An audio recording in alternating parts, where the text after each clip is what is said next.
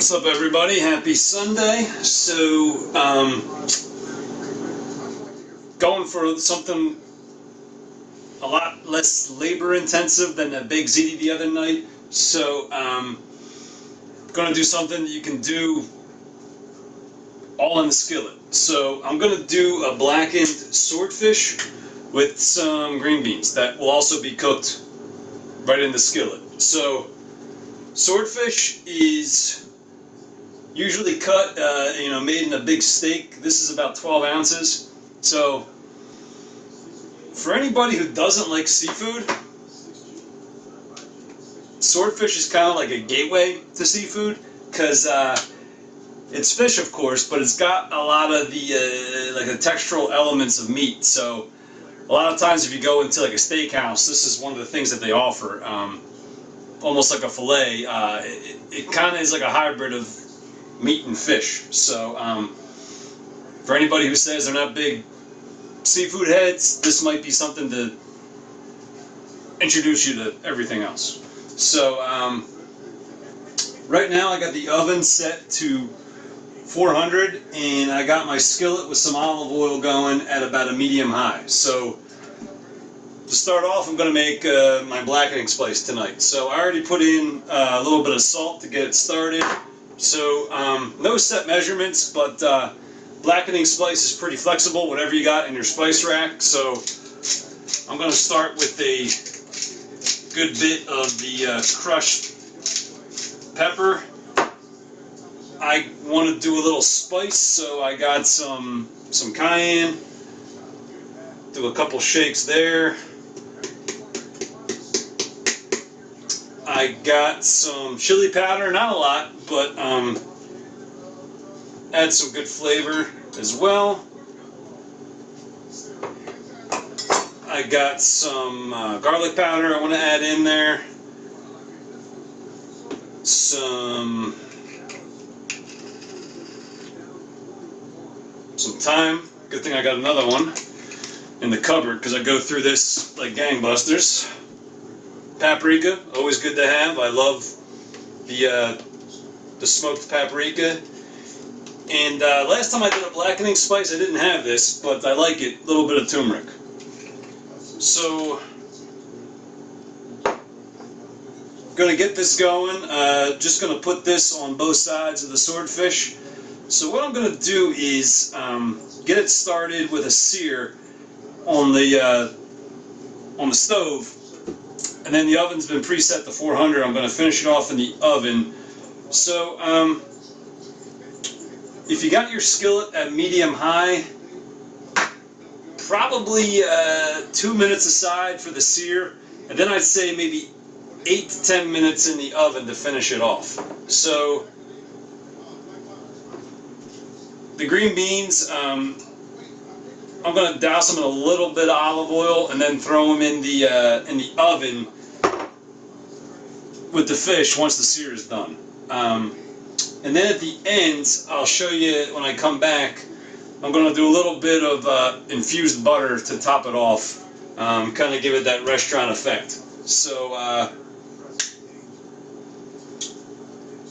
stay tuned, we'll be back. Alright, so we're back. So, just want to make sure you get plenty of rub on this swordfish.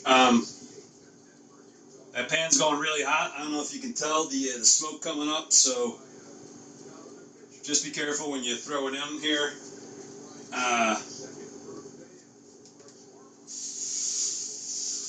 Just lay it down gently so it doesn't come up to smack you in the face. So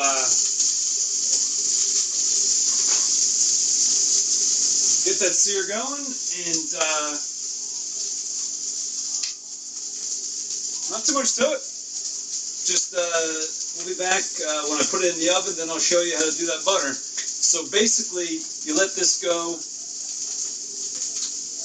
like I said, 8 to 10 minutes in the oven, and then I'll put that butter on just for another minute to melt the butter, and then it's ready to serve.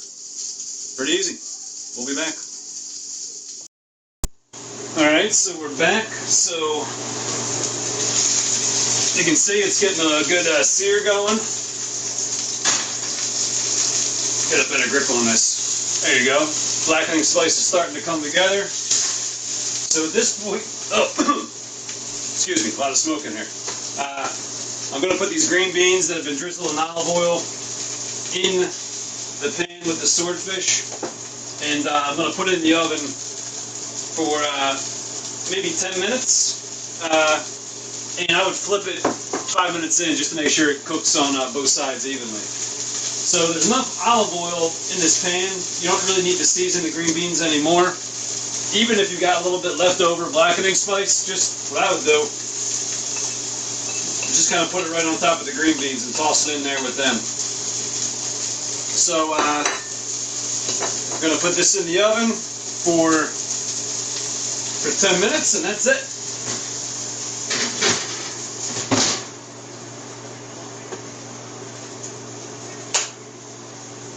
Now this butter thing, depending on how many fillets you got, maybe 1 to 2 tablespoons of butter. Make sure it's soft before you start working with it, and you can infuse it with some herbs. So I'm just going to do a little bit of parsley and just a touch of red pepper flake. So all you really do is just kind of do a rough mix of it all. And then after those 10 minutes in the oven, we're just going to put this dollop of butter on top of the swordfish and let it melt.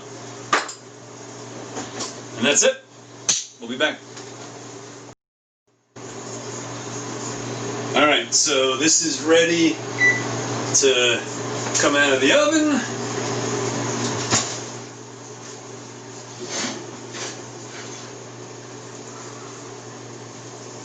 Looking pretty good. So at this point, I'm going to put this butter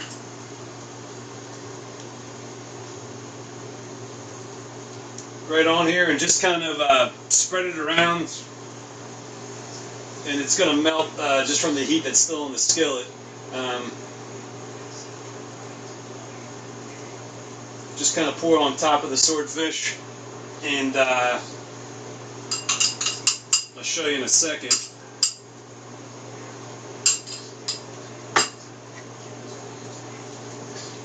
That the butter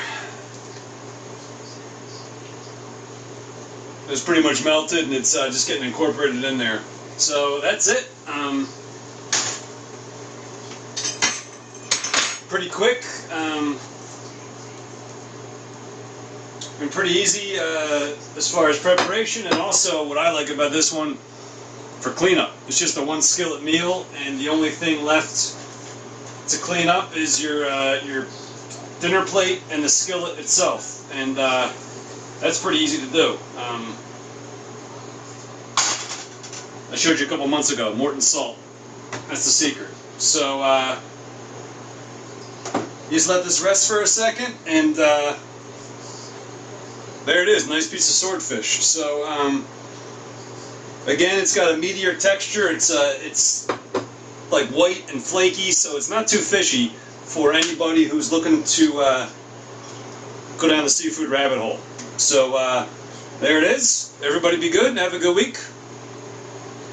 We'll be back probably, Tuesday, Wednesday, something like that. Be good.